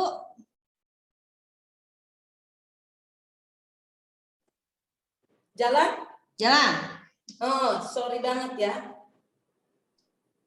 Hanya perempuan yang ketika ngelihat wifi nggak ada masih bisa nyari yang lain. Kalau laki-laki udah kutak-kutik yang dia punya program gitu ya. Jadi kita mesti lihat kejatuhan manusia itu oleh iblis memang direncanakan. Next slide. Nah, kejatuhan itu membuat kita merasa diri kita, perbedaan yang kita miliki dengan pasangan kita itu menjadi problem yang begitu besar. Dan selalu ngerasa kita jadi korban. Kenapa? Karena Adam yang tadinya berkata, engkau adalah tulang dari tulangku dan daging dari dagingku. Ketika Allah membawa perempuan kepada Adam, itu laki-laki paling romantis di dunia. Pernah dilamar sama suami, dibilangin engkau adalah tulang dari tulangku dan daging dari dagingku? Nggak ada. Adam itu romantis. Engkau adalah tulang dari tulangku dan daging dari dagingku. Tetapi begitu jatuh dalam dosa, Adam berkata seperti ini. Perempuan yang engkau tempatkan di sisiku. Sekarang orang lain. Tadinya engkau adalah aku, you are me. Engkau adalah aku. Engkau itu diambil dari bagian hidupku. Engkau itu aku. Sekarang perempuan yang engkau tempatkan di sisiku, dialah yang menyuruh aku makan buah itu. Dosa pertama manusia. Saling menyalahkan. Setelah jatuh dalam dosa, saling menyalahkan. Kenapa tadi saya mengatakan dari tahapan pernikahan kita kejebak tahapan kedua? Karena tahapan itulah pertama kali manusia jatuh dalam dosa yang disebut aku menyalahkan kau. Kau problemnya. That is not me, but you are. Kita di situ sekarang. Orang udah kawin 50 tahun, 60 tahun kalau Tuhan berikan umur panjang. Mesti ribut gitu. Kalau anaknya nggak benar, lu sih jadi bapak nggak benar. Coba lu benar. Bapak-bapak menyalahkan ibu-ibu. Ibu-ibu menyalahkan bapak-bapak. Suami menyalahkan istri. Istri menyalahkan suami. Semua cuma ngomong, it's about me. Aku nih yang benar. Aku nih belajar, aku ngertiin gua. Dan kita mesti lihat akibatnya konflik muncul. Apa sih penyebabnya konflik? Cuma satu, tidak bisa menerima perbedaan yang memang kita miliki. Setiap kita setelah jatuh dalam dosa, kita itu merasa diri kita yang benar. Padahal kita mesti tahu, kita itu belum tentu yang kita pikir benar. Setiap kita membawa warisan dari keluarga sebelumnya. Kebenaran yang dimiliki oleh saya merasa saya benar itu relatif. Enggak mutlak. Saya ditentukan personality saya. Saya orangnya sanguin, senang ketemu orang, senang ngomong. Ketika Tuhan izinkan anak saya yang pertama, anaknya introvert. Anaknya melankolik, kalau ngomong pelan, anaknya hati-hati banget. Aduh, kalau punya temen, benar sampai SMP lulus sebelum ke Singapura, itu punya temen cuma 4, benar 4, nggak punya teman lagi. Saya itu sampai bingung, kok nggak punya teman. Tiap Sabtu itu senangnya di rumah, ya ngegambar. Saya pengennya dia main. Aduh, nggak tahan saya kadang-kadang suruh main. Gimana anaknya di rumah aja sampai SMP nggak punya teman. Kebenaran saya relatif sekali. Suami saya senang di rumah. Dia mah kalau anaknya di rumah bahagia, happy ending story. Yang loncat-loncat maminya suruh main, suruh main. Yang mana yang benar? Kita merasa kita yang benar karena personality kita beda. Saya dulu dengan suami saya itu kalau ketemu orang rame ya, langsung ngomong, kemana aja, gue udah lama gak ketemu orang. Suami saya kalau ketemu orang sampai keluar keringet-keringet gitu ya, apa yang mesti gue omongin, gue mesti ngomong apa, begitu ada orang nanya jawabannya iya atau tidak doang. Aduh, saya kadang-kadang enggak ngomong apa aja, sok ngomong. Saya dengan dia pernah testing. Saya biasanya kalau yang ngomong saya dulu, jadi saya coba jangan ngomong 2 menit. Pengen tahu dia bisa ngomong nggak? Jadi saya biarkan dia 2 menit nggak. Percaya nggak Anda? Saya diem, dia juga diem. Nggak ada yang memulai pembicaraan, rumah nggak ada jaya kuburan. Saya bilang banyak yang bisa diomongin. Udara kek, apa kek, buat basa-basi aja nggak bisa, ini gimana? Ayo ngomong. Saya setiap menyuruh dia ngomong, dia keluar keringat sebesar-besar beras. Sengsaranya setengah mati. Saya disuruh diam, saya sengsara setengah mati. Beda kan? Personality kita nggak bisa jadi ukuran. Warisan keluarga kita, mama dulu bilang, dulu saya kalau dididik, kalau makan harus sampai selesai, nggak boleh ninggalin meja makan. Nah suami saya nggak begitu. Meja makannya kecil, tiap orang boleh sambil nonton TV, boleh sambil di kamar, boleh sambil jalan-jalan gitu ya. Lalu kami menikah. Lagi menikah kaget nggak? Kaget. Yang satu mesti duduk di meja, yang satu jalan-jalan. Beda enggak? Beda. Karena itu mesti berkomunikasi, ngobrol sebaiknya gimana supaya anak-anak enggak bingung. Kalau enggak anak-anak akan bingung. Mamanya duduk di meja makan kayak lagi dihukum, bapaknya jalan-jalan sambil lihat TV. Pasti kalau kita enggak hati-hati, hal-hal seperti ini bisa menyebabkan jadi luka. Luka menyebabkan persepsi. Persepsi menyebabkan pertengkaran dan konflik setiap saat. Setiap kita pasti mengalami trauma di dalam pernikahan. Sebagian besar dari Anda saya perkirakan kalau anaknya TK sedang memasuki pernikahan 5-6 tahun. Sejauh ini pasti ada trauma. Bu, saya mah udah nggak bisa ngomong sama pasangan saya. Kalau ngomong pasti ribut, betul. Tapi kalau trauma ini tidak kita bereskan, tidak ada kesadaran, pernikahan kita akan jadi problem. Sampai tua cuman tinggal komitmen doang. Pernikahan menjadi sebuah tempat neraka. Nggak seneng hidup dengan pasangan. Lebih seneng ketemu teman-teman kongko. Lebih seneng ketemu teman arisan. Lebih seneng ketemu klub bapak-bapak mobil. Daripada ngomong sama istri, aduh tobat sama istri gua, nggak keonakan sama gua. Setiap kita akan mengalami gap generasi. Sesuatu yang kita pikir benar, belum tentu anak kita menganggap benar. Dulu kita selalu bilang, Cio, kalau datang orang, jangan lupa say hi, jabat tangan. Sekarang jabat tangan pun nggak boleh, malah disemprot-semprot pakai disinfektan. Datang ke sekolah, Miss udah tangan dibuka. Sekarang peluk pun nggak boleh, Miss. Terjadi perubahan generasi. Kita ditentukan oleh masyarakat. Masyarakat mengajarkan apa? Kalau saya orang Bandung, suami saya juga dari Bandung. Saya punya mantu saya orang Singapura. Saya orang Indonesia, Chinese.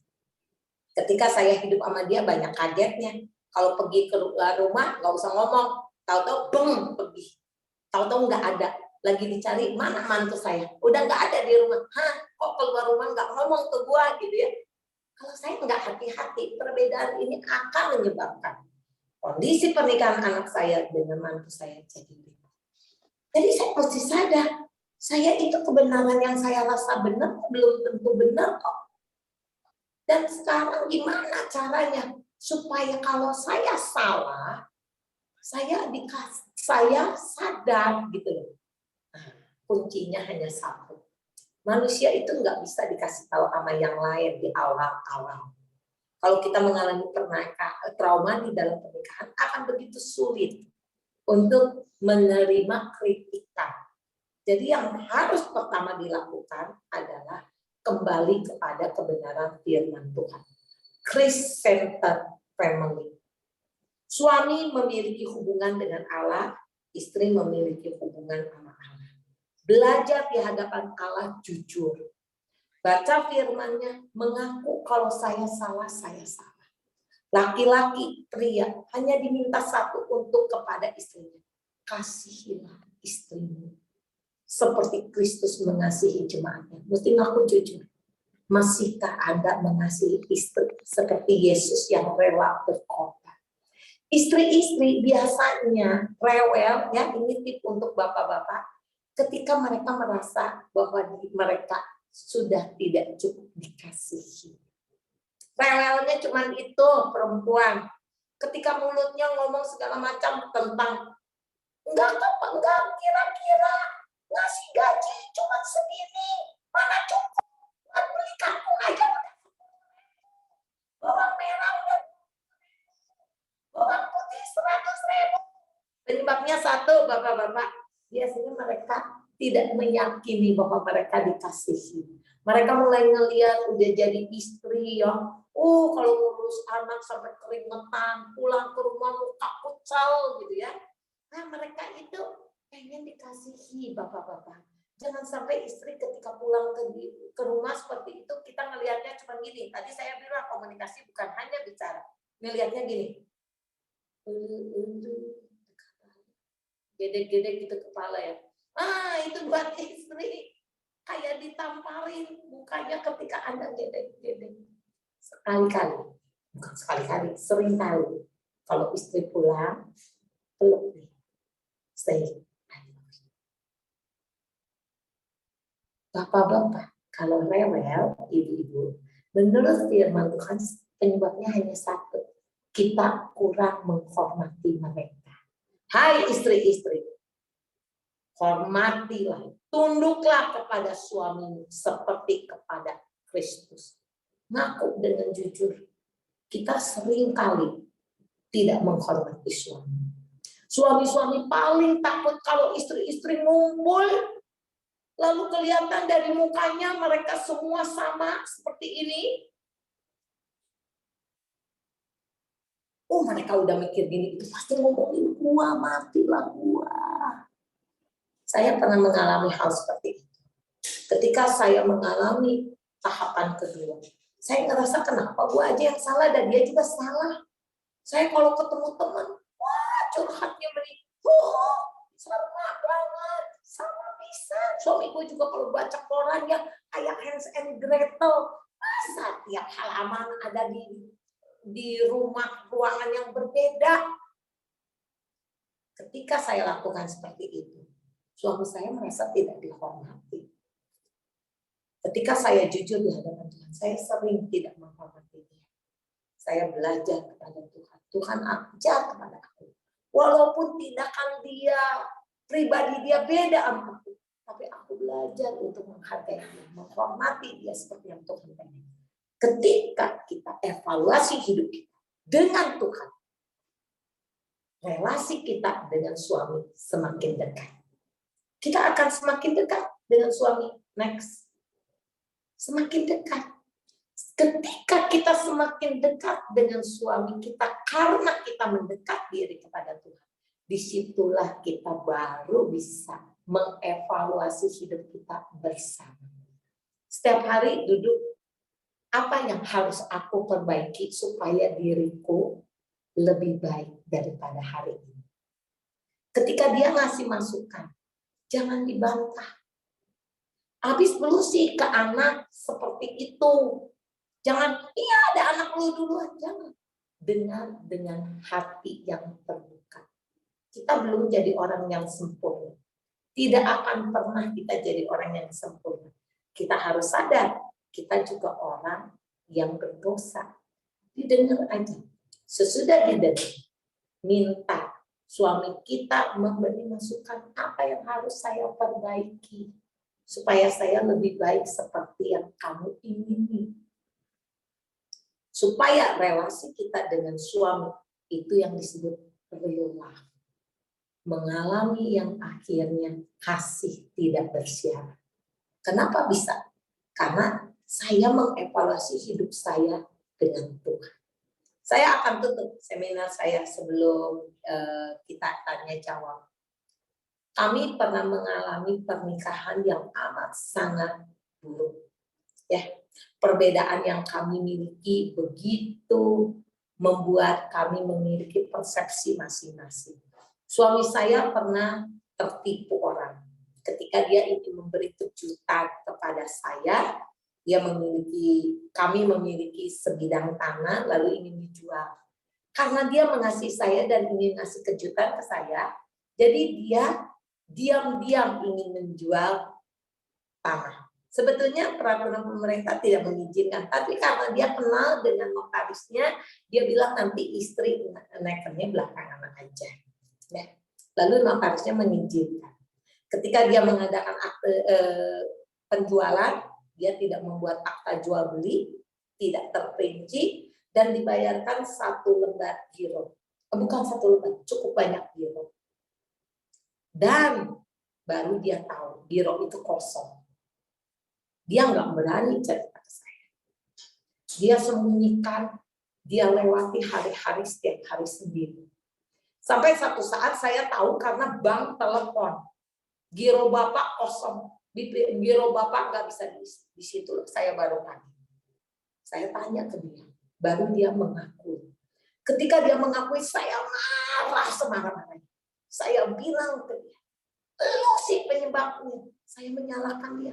Saya bilang, coba lu ngasih tahu gua itu orangnya terperinci, pasti bikin akte jual beli. Jadi ketahuan gironya dari siapa. Sekarang nggak bisa ketahuan gironya dari siapa. Pernikahan kami itu seperti neraka. Benar-benar kalau orang makan Panadol tidak boleh lewat sehari 5 kali. Kami itu ribut pakai Panadol itu lebih dari 10 kali sehari. Ribut nggak berhenti. Dan keributan itu melukai kami berdua.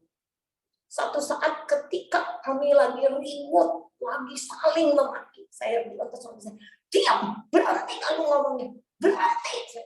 Udahan ngomongnya. Sekarang lapor sama Tuhan. Saya mau ngomong ke Tuhan betapa saya menyesal menikah sama dia. Dia bukan laki-laki yang baik, bukan suami yang baik. Saya bilang, gua mau ngomong ke Tuhan. Lagi marah, ngajak doa. Bayangin, kebayang, ngajak doanya nantang. Saya doa ke Tuhan. Suami saya ngomong, siapa yang doa duluan? Ya gua mau lapor ke Tuhan. Saya dengan dia, dengan kondisi marah, duduk doa, mau lapor ke Tuhan. Hati yang marah, mata yang melihat pasangan saya begitu benci. Lalu ketika mau doa, tutup mata. Ketika tutup mata, saya nggak berani bilang ke Tuhan bahwa dia salah. Karena ketika menutup mata, saya tahu saya lagi bicara sama Tuhan. Saya juga ada salah. Saya cuma nangis bilang ke Tuhan, Tuhan, aku takut. Aku takut nggak punya rumah.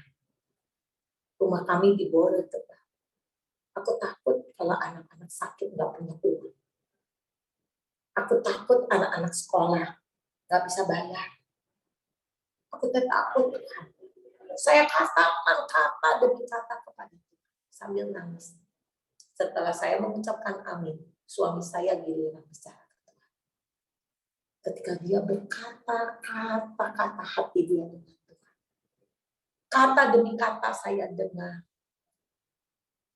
Setelah dia selesai berdoa, saya buka mata saya. Saya lihat mata dia yang penuh air mata.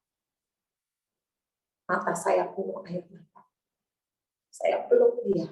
Saya bilang, maaf, kami bukan istri yang baik buat. Gua membiarkan lu hidup berumur sendiri. Suami saya di dalam doa tanya ke Tuhan, Tuhan, kenapa kamu izinkan? Kenapa kau izinkan? Aku mengasihimu. Kenapa enggak engkau jaga orang lagi mau nipu aku? Aku melayanimu. Kenapa engkau enggak kasih tahu orang ini jahat? Dia melewati lembah-lembah kegelapan seorang diri bersama seorang istri yang sedang menunjuk mukanya. Lu yang salah, bukan gua. Itu pertama kali keluarga kami dipulihkan. Kami baru sadar keluarga Kristen lupa menghadirkan Allah di dalam keluarga kami. Baru sadar perbedaan yang kami miliki harusnya untuk saling melengkapi menjadi rupa dan gambar Allah. Iblis pakai perbedaan untuk saling menyakiti. Jadi kalau kita ribut sekarang dengan pasangan kita, kita tahu siapa yang hadir, pribadi yang mana yang hadir di keluarga kita. Kalau kita terus ribut perbedaan kita, kita tahu siapa yang menyusup di antara kita untuk menghancurkan kita. Karena Allah dari pertama menciptakan perbedaan untuk saling melengkapi, menjadi serupa sedamar dengan Allah. Supaya satu saat, sungguh-sungguh kita semua mengalami kasih seperti kasih Allah yang tidak bersyarat. Kita berdoa bersama. Tuhan, sekali lagi kami datang ke hadirat Tuhan, mengucap syukur dan terima kasih. Jika selama ini kami berada di dalam sebuah persimpangan porak-poranda pernikahan, jika selama ini kami berada di tahapan saling menyalahkan, kami membutuhkan Engkau hadir, membutuhkan Engkau untuk menolong kami semua, supaya Tuhan pernikahan kami mengalami satu perubahan. Perubahan bukan karena pasangan kami berubah, tapi perubahan karena diri kami berubah. Berkati setiap orang yang ada di tempat ini. Tolong kami memiliki kerendahan hati untuk mengakui diri kami penuh dengan kelemahan, penuh dengan kesalahan. Supaya pernikahan kami menjadi pernikahan yang mengalami kasih Tuhan di antara kami. Di dalam nama Tuhan Yesus kami berdoa. Amin. Terima kasih Bu Isyen. Wow, Miss Rini. Biasa, terima kasih Bu Isyen. Iya, kita mau buka pertanyaan ya Miss Rini ya. Mungkin apa yang dikatakan sama Bu Isyen itu hampir ya mendekati dengan kehidupan kita ya Miss Rini ya. Gimana kalau pas lagi berantem-berantemnya gitu ya. Nah, mungkin Mami Papi atau Miss nih yang ada di sini mau menanyakan sesuatu ke Ibu Isyen, boleh. Kalau malu-malu bisa di chat. Kalau mau langsung juga boleh, tinggal raise hand aja. Silahkan. Miss Sandy ini senyum-senyum ya. Miss Sandy, ada apa Miss Sandy? Ada yang mau ditanyain, Miss? Iya, Mami silahkan. Kalau ada yang mau menanyakan sesuatu, bisa di chat atau bisa langsung ya Miss Rini ya. Betul.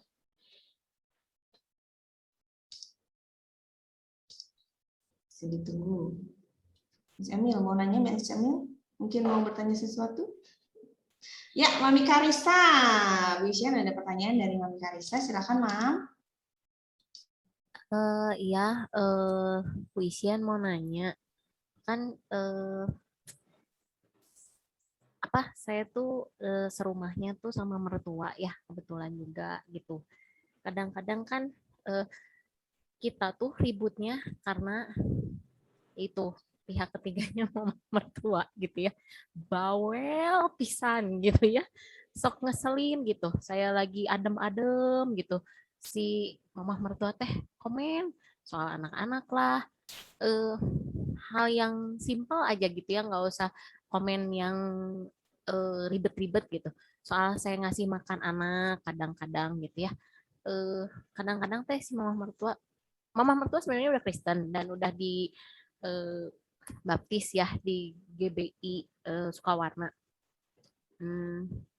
Terus ya memang kan mama suka ngomongin bahasa Sunda gitu ya. Jadi suka ngomong itu teh anak-anak teh pagi teh makan nasi sarapan. Hal yang simpel gitu. Cuman kan kadang saya juga nyiapinnya, anak juga nggak mau tiap hari nasi ya. Bu Isyen ya, kadang pengen roti. Mami aku pengen roti sama selai stroberi. Kadang-kadang malamnya tes ya. Anak saya juga udah ngomong itu dua-duanya teh. Komen gitu. Jadi kadang-kadang saya sama si suami teh ribut gitu ya untuk hal yang simpel. Tapi teh kadang-kadang si suami juga gimana ya Bu Isyen meureun didikannya teh sama si mamanya. Sok sebel gitu teh. Kayak yang kesannya teh dia teh ngebela mamahnya gitu. Jadi sehari itu teh sayanya juga uring-uringan bener aja, mood teh langsung asa suram gitu ya gitu Bu Isyen, kesel gitu seharian teh sampai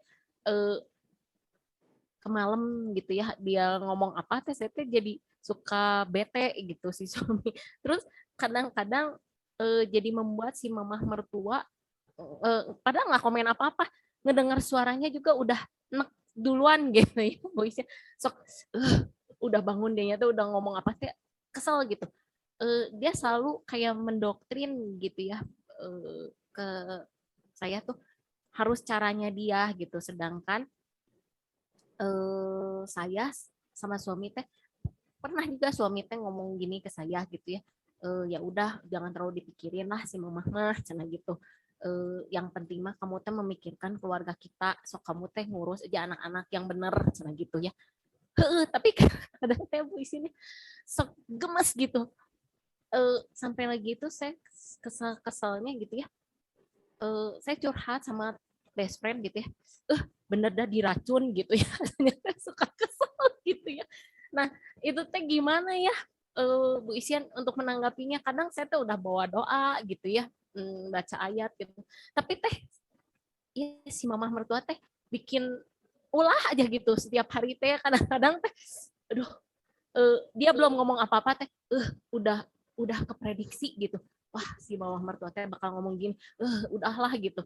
Dari saya masak gitu ya, uyahna tuh tambahan deui setik deui, ini terus jadi komen sampai jadi kayak di sebelahan gitu ya, apaan sih gitu, suka gemes gitu teh jadinya teh emosi gitu membawa. Jadi apalagi kalau si suami teh ngebela gitu, jadi gemesnya teh bertubi-tubi gitu ya Bu Isyan ya. Tapi asa doa-doa teh si suami juga ya udahlah, cuman bisanya teh ya udahlah kata saya teh, gimana ini teh caranya. Saya sampai sempat ngomong gini, kata saya teh udahlah yuk kita mah pindah rumah we, beli rumah leutik gitu ya, kata saya teh beli rumah kecil. Kalau nggak kita ngontrak dulu, karena saking sayanya teh kesel gitu ya Bu Isyan ya, kesel gitu. Saya sampai pernah ya kan saya teh udah menikahnya 11 tahun ya, jadi saya teh sempat ngomong kayak gini, kamu teh pengen saya darah tinggi atau saya mati duluan gitu deh sama kamu, atau udah kesel gitu ya Bu Isyan ya, sampai udah nangis udah apa gitu. Jadi permasalahannya teh belum lagi anak-anak, kadang-kadang kan dari tugas-tugas, jadi sayanya teh terlalu apa ya, penat gitu ya, apalagi sekarang sekolah online gitu, gitu asa. Nah bagaimana lah gitu Bu Isyan mensiasatinya biar hati tetap tenang gitu. Aduh pusing gitu. Terima kasih Mami. Silakan Ibu. Saya kan tadi sempat bilang ya, laki-laki dengan perempuan itu berbeda ya. Memang betul Bu, saya yakin ya suami ibu ketika bilang, udahlah si mama mah emang begitu. Saya percaya dia juga ke mamanya ngomong begitu. Udahlah mah, si itu mah emang begitu. Ya, maaf nama ibu tadi siapa? Tadi ibu siapa yang? Natalia, mamahnya Karissa. Nah, Natalia ya. Ya, dia juga pasti melakukan hal yang sama ke mamanya. Waktu mamanya ngomentarin Natalia, dia akan bilang gini, udahlah mas, si Natalia mah emang gitu. Nah, ke Natalia dia juga ngomong sama, udahlah si mama mah begitu.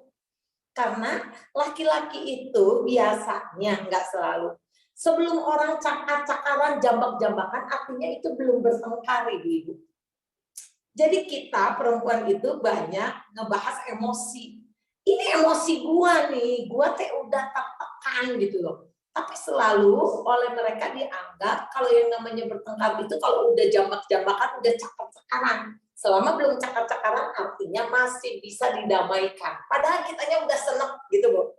Nah, namun dari sekian banyak dari yang tadi disampaikan oleh Ibu Natalia, saya menemukan sesuatu yang menarik. Yaitu Ibu Natalia merasa bahwa dia suami membela mamahnya. Nah itu harus menjadi kunci di mana Ibu Natalia harus bisa menyampaikan kepada suami dengan cara yang benar, tapi ngomongnya nggak boleh putar-putar yang lain.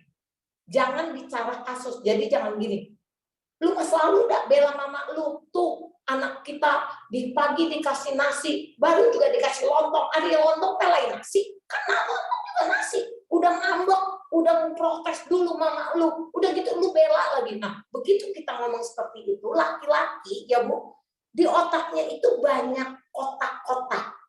Jadi laki itu tidak mampu kayak kita. Kalau perempuan bisa gini, kita lagi ngebahas sekarang, ibu lagi bahas nih sama saya ya, ngomongin kasus ibu, lalu ibu masih bisa ngomong, bisa mikir gini, anak nanti bentar lagi harus online nih belajar, bisa perempuan. Tetapi perempuan itu berpikirnya beraneka ragam, cuma dipersatukan oleh satu hal yang namanya emosi. Kalau emosinya lagi happy, semua happy. Kalau lagi bete, everything is bete. Perempuan itu. Jadi di otak kita itu bentuknya banyak, tapi disatukan oleh satu yang namanya emosi. Kalau laki-laki enggak di otaknya itu banyak kotak. Jadi kalau ibu lagi ngomongin mertua ya, otak yang ngebukanya cuma satu, oh mama. Nah, jangan lagi ngomong mama ya, ngomongin sarapan. Ini begitu ngomong sarapan, si otak mamanya berhenti. Ngomongin sarapan. Begitu sarapan kita ngomong, mana sekolah teh online deh, keluar lagi online. Ini nutup. Jadi begitu ibu ngomong banyak, nanti hasilnya kayak suami saya. Lu teh ribut apa sih? Nggak ngerti dia ribut apa. Jadi ibu harus mempersiapkan diri dengan baik. Perasaan ibu. Gini, gue juga ngerti situasinya. Cuman gue kadang-kadang ngerasa, ini perasaan gue. Lu lebih ngebela mama lu daripada gue. Dan kalau itu terjadi, gue teh sedih. Kita mesti bisa mengekspresikan kita punya perasaan. Gue teh sedih, ngerasa nggak dihargai. Udah mama lu nggak ngehargain, masih garam juga diributin, itu nggak usah ngomong. Jangan ngomong kasusnya, udah sama mami lu nggak dihargain, garam juga diributin, otaknya berhenti, jadi muka itu si garam. Jangan, ibu ditulis, saya nitip nih ibu-ibu, hanya perempuan yang sanggup ngomong, udah garam balik lagi. Laki enggak seperti itu. Saya kalau pelayanan diminta untuk para bapak, saya ngomong nggak pernah kayak tadi. Tok, tok, tok. Ini poinnya. Saya kasih contoh dikit, balik lagi. Kalau perempuan kan enggak. Udah ini firman Tuhannya ngomong, sama yang hidup balik lagi juga sanggup. Kalau laki enggak, kehilangan jejak mereka. Bilang ke suami, udah gua ngerasa nggak dihargai. Mama lu suka ngomentarin gua. Ketika dia ngomentarin, gua teh pengen lu teh ada buat gua. Bisa nggak? Lalu kita mesti kasih tahu caranya. Kita kenal bahasa kasih ya. Setiap orang itu punya bahasa kasih. Kita mesti kenal diri kita, ngebangun awareness kita. Bahasa kasih kita apa? Kalau pelukan, bilang ke dia, setiap gua mengalami yang sulit, gua pengen dipeluk. Lu nggak usah ngomong apa-apa, tapi lu peluk gua, pelus rambut gua, supaya gua ngerasa gua dihargai. Suami saya orang pragmatik, dia itu sulit sekali mengekspresikan keintiman, sulit suami saya. Dulu ya saya jujur ya, jalan-jalan sama dia pegangan tangan di gereja, lalu ada majelis lewat, tangan saya dikeprek ibu-ibu, dilepasin, meninggal. Saya bahasa kasihnya sentuhan, sama dia dikeprek, hati gue berantakan gitu ya. Tapi saya menyampaikannya bukan gini, kira-kira, kenapa nggak boleh pegang tangannya, itu nggak sanggup otaknya. Tapi saya bilang gini, lu tahu nggak ketika lu ngelepasin tangan gua, gua tersakiti. Lu kan sayang gua. Tolong jangan, lain kali jangan ngelepasin tangan gua. Dia tahu. Jadi saya mengenal sekali. Ketika stres kita mesti tahu tipe kita itu seperti apa. Saya dulu kalau stres ya, kan tadi saya menyampaikan tentang ML ya, kita hubungan seksual. Perempuan lagi stres mau nggak? Mau emosi, mau marah, kita makan. Nah, saya tahu diri saya. Kalau tahu, oh ini kayaknya suami mau ngajak hubungan seksual. Saya pergi jalan-jalan ke PVJ loh, ibu-ibu. Bukan untuk beli. Saya masuk toko yang mahal, yang terkenal, ya salah satu brand, yang menurut saya ajaib. Semakin bahannya makin sedikit, harganya makin mahal. Aduh, saya senang masuk toko itu. Saya setiap kali ambil baju bolong-bolong gitu ya, 3 juta, dalam hati siapa yang mau beli, gelok 3 juta, saya taruh lagi. Lalu saya ambil baju lagi yang lainnya buat anak-anak muda. Celana short, udah robek-robek, dilihat, 2,5 juta, gila siapa yang mau beli gitu. Ketika keluar dari situ, saya itu ngerasa bahagia, buatnya masih normal, ngerti nggak? Buatnya normal, pisan gitu. Padahal nggak ngeluarin uang. Jadi lagi pulang ke rumah itu happy. Ketika komunikasi sama suami, bentuk di awalnya informasi. Pih, gua tadi lihat baju. Gila, gua baru tahu baju anak-anak muda sekarang semakin bolong, harganya semakin mahal. gitu ya. Itu kan informasi. Ya. Nanti baru saya bicara opini. Opini ini jangan kemana-mana. Saya bicara hari ini buat disalahpahami oleh seorang hamba Tuhan. Sakit buat begitu. Hamba Tuhan kok boleh gitu. Suami saya tahu bahasa kasih saya, pelukan. Jadi lagi ngalamin itu, dia nggak berusaha menerangkan dengan gini hamba Tuhan itu, nggak ada teori itu. Dia cuma peluk saya, pelus kepala saya. Dia bilang sabar ya Mi. Itu feeling better. Nah kita mesti tahu bahasa kasih kita apa, mengungkapkannya mesti dengan benar. Jadi untuk kasus ibu, soal garam, soal anak, penyebabnya hanya satu. Ibu tertekan. Ngelakuin apa-apa takut salah. Udah ngelakuin yang terbaik pun masih kurang baik. Kan itu problemnya hanya itu. Kok aku terlalu kurang gitu loh. Aku kan ngerasa udah ngelakuin sesuatu juga kenapa masih kurang gitu. Nah kan perlu ada yang menghargai nih, dilakukan. Siapa yang bisa? Ya itu yang disimpan oleh Tuhan, pasangan kita. Ngajar ke dia. Ketika gue ngalamin ini semua, yang gue butuhkan hanya satu. Nggak perlu dijelaskan, udahlah mama, nggak usah.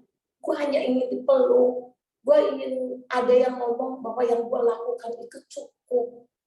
Bahwa yang gue lakukan itu dihargain. Gue cuma butuh itu. Nah itu mesti ngasih tahu ke suami. Kalau enggak ngasih tahu, dia nanti ngasih bahasa kasih yang lain, kitanya enggak ngejawab, kitanya uling-ulingan lagi. Gitu. Ngejawab enggak Bu? Ya, kurang lebih menjawab sih. Dan sebenarnya bukan mamah juga sih ya Bu ya. Kan baru 2 bulan yang lalu juga papa mertua nggak ada. Nah, udah 2 tahun kan karena pandemi COVID ini gitu ya. Saya jadi ngurus papa mertua gitu.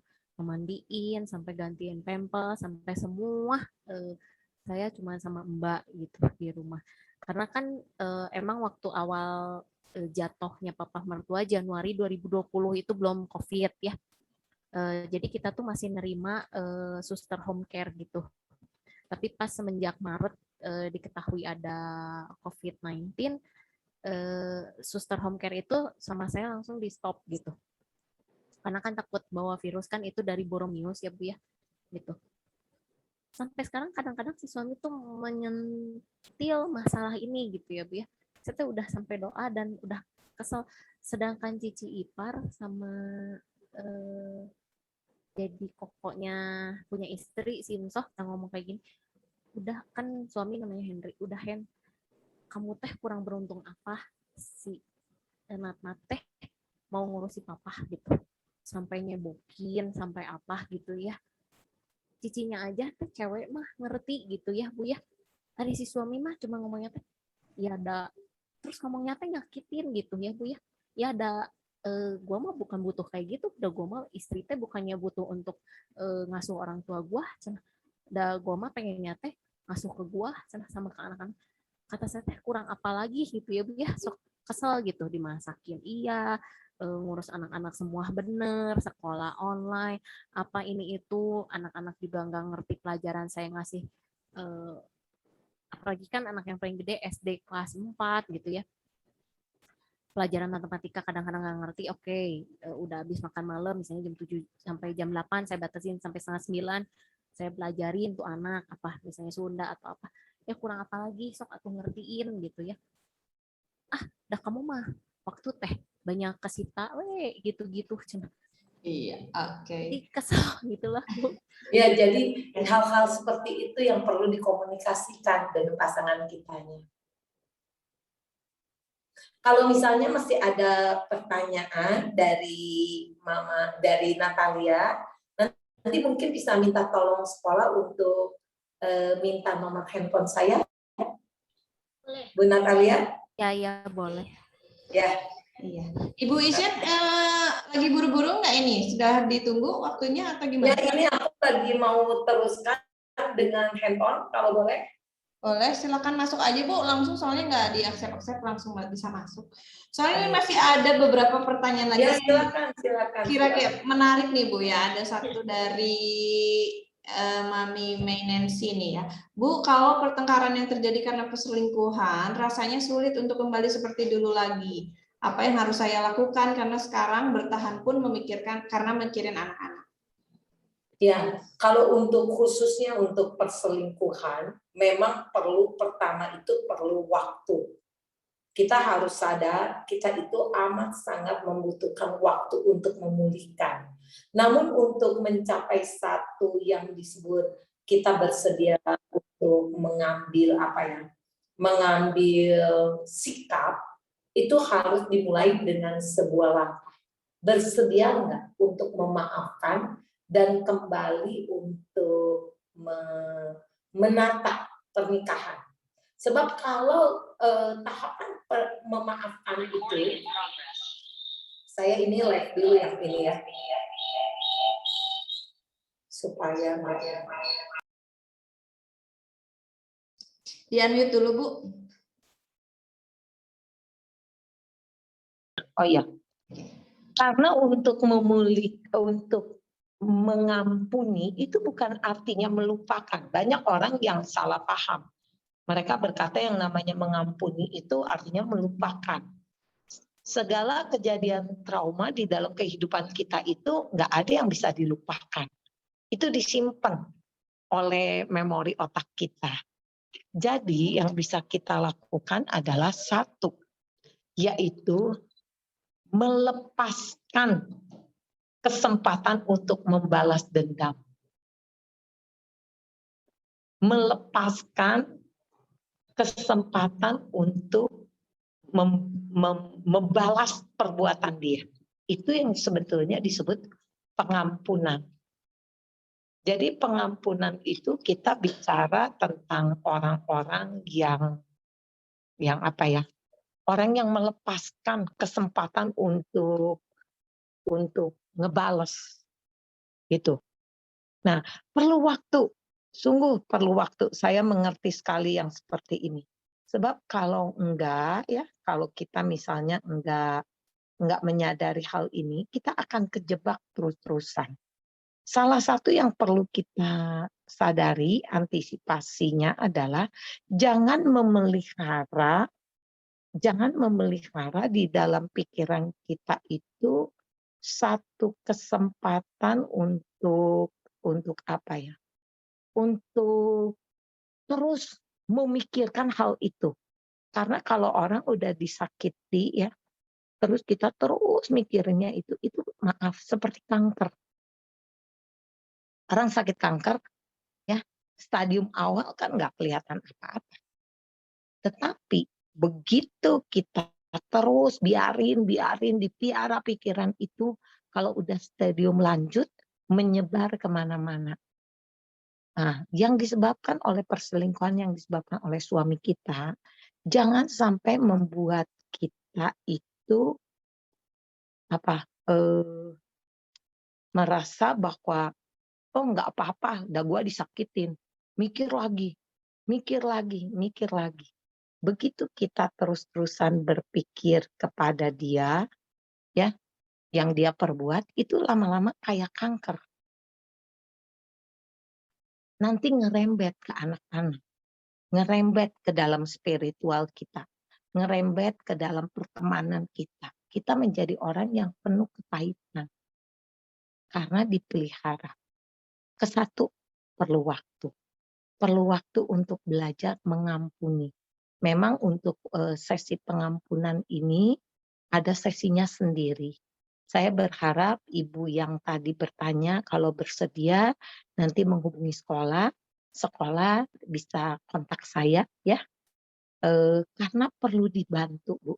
Tidak bisa dengan sebuah pertemuan lalu masalah jadi beres. Nggak bisa. Baik, Bu Isya. Harus dibantu. Baik, nanti untuk Mami Nancy kalau misalnya ada keluhan bisa langsung atau misalnya mau terhubung langsung sama Bu Isyen bisa ke WhatsApp ke HP sekolah ya Bu Isyen ya, nanti saya sampaikan. Boleh. Ya baik. Ibu udah mau berangkat pergi ini Bu, karena ada 2 lagi pertanyaan. Boleh nggak yang dua-duanya dikasih? Kalau nggak gini deh, Ya. teman-teman yang membutuhkan yang membutuhkan jawaban, boleh dikasih nomor handphone saya deh. Oke Bu, oke. Ya, itu mungkin lebih ideal. Siap Bu, nanti saya sampaikan nomor Ibu ya. Iya, Jadi iya. nanti bisa langsung Ibu chat. Nanti saya juga chat isi dari pertanyaannya hari ini ya Bu ya. Boleh, boleh. Oke. Maaf ya Mami Papi ya, karena Ibu Isian ini sedang sibuk ini. Ada kegiatan lain. Ada kegiatan lain lagi. Jadi kita harus mengakhiri sesi ini ya Miss Rini. Ya. Saya live dulu ya Bu ya. Baik, terima kasih sekali Bu Isian buat hari Makasih ini. orang tua semua. Tetap semangat. Ya, terima kasih Bu. Terima kasih Bu. Bless you. Ya. Menarik sekali ya Miss Loretta. Ya, Ibu Miss Rini. Jadi kita banyak terbuka ya pikirannya. Nanti kalau Mami, Papi misalnya ada sesuatu yang ditanyakan, boleh ya tadi WhatsApp ke nomor sekolah. Nanti saya beri nomor Ibu Isyan. Ibu Isyan terbuka sekali ya.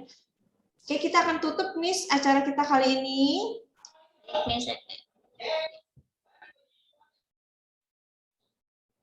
Silakan Miss Rini.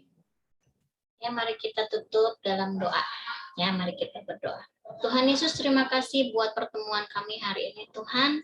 Tuhan sudah mengajar kami banyak hal untuk membangun relasi hubungan kami dengan suami kami atau dengan istri kami. Tuhan yang pimpin kehidupan rumah tangga kami, Tuhan, biar kami boleh terus mengandalkan Tuhan, biar kami boleh terus mengutamakan Tuhan yang menjadi kepala dalam rumah tangga kami. Terima kasih Tuhan Yesus, kami percaya perbedaan yang sudah Tuhan ciptakan di antara kami, biarlah itu boleh menjadi kami boleh saling melengkapi satu sama lain. Terima kasih Tuhan, kami serahkan kegiatan kami selanjutnya ke dalam tangan-Mu. Kami percaya Tuhan yang memimpin setiap kami. Dalam nama Tuhan Yesus kami berdoa. Amin. Terima kasih Mami-Mami untuk partisipasinya. Jangan lupa minggu depan kita ada sesi sama Papi sendiri ya, Papi dan anak. Kita mau bikin roti sandwich bareng-bareng, jadi boleh disampaikan ke Papi sama anak-anaknya ya. Sampai jumpa, terima kasih. Thank you semuanya. Terima kasih Miss. Terima kasih. Terima kasih. Tuhan berkati. Terima kasih. Thank you. Thank you.